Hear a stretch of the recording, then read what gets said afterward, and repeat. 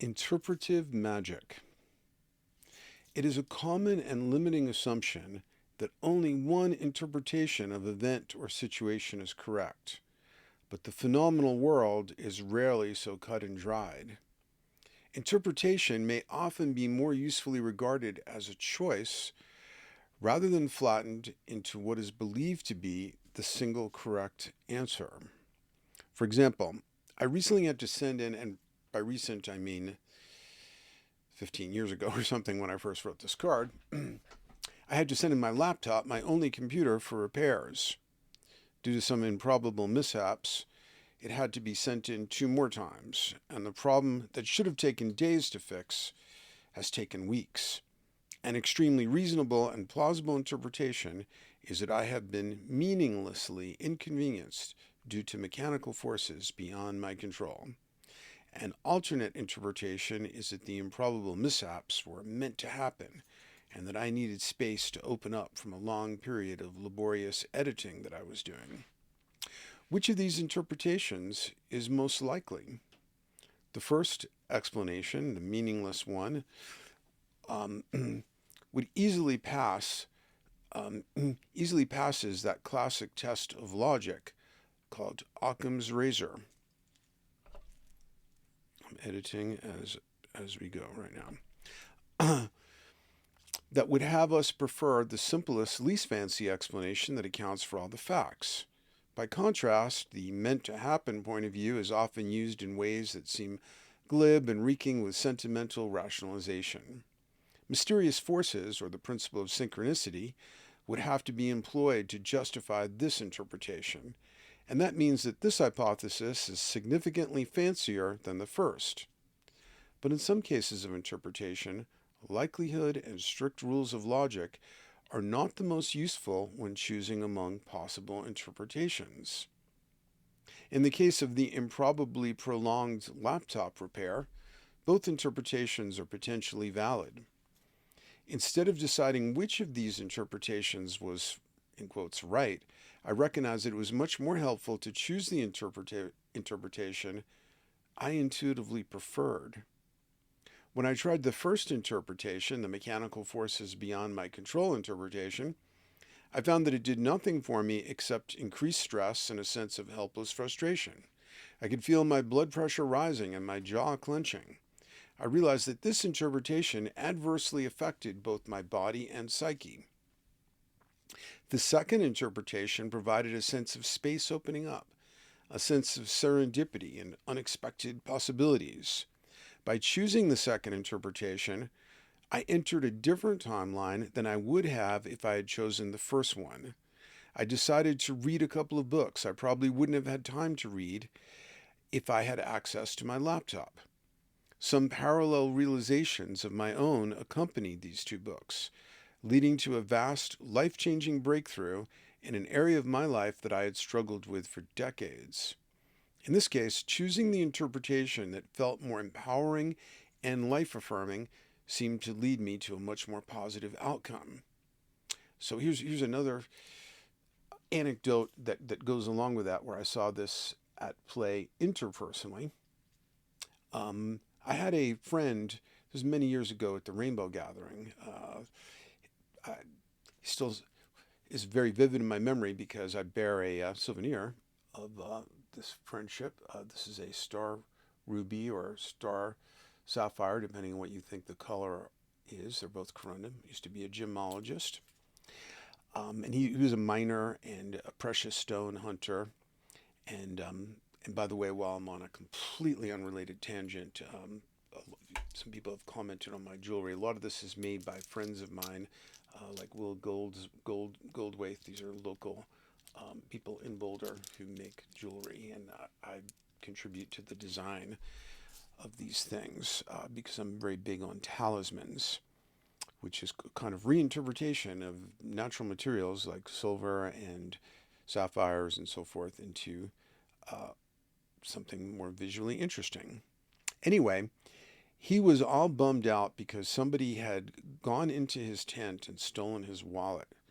And it just felt like a meaningless disaster that he might have to leave the gathering and so on. And I was just reaching for straws to think of anything to console him. And I said, I don't know if this will be of any use to you at all, but a stolen wallet is a common dream motif. And in most cases, such dreams I've interpreted, I do free dream interpretation and oracle readings at festivals and rainbow gatherings and Burning Man and places like that. But if somebody has a wallet stolen in a dream which contains their ID, it often means that they're making a sacrifice because it's time to sacrifice an old identity for a new one. And that interpretation delighted him because he said, that's actually exactly what's going on in my life. And his whole feeling about the event was completely reinterpreted by that, what I thought was a dubious offering on my part. But it allowed him to see the event as a sacrifice needed for this transformation of identity he was experiencing.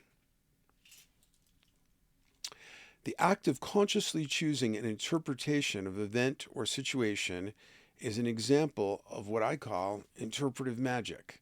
The creative interpretation of life elements is not merely a matter of passive perception. Once you realize, now obviously I've probably explained this elsewhere in this card. If I haven't, that's a big omission, but obviously this is a technique to do where it's appropriate, because there are some cases, like if you're in the jury of a murder trial, it's going to be like, just the facts, ma'am.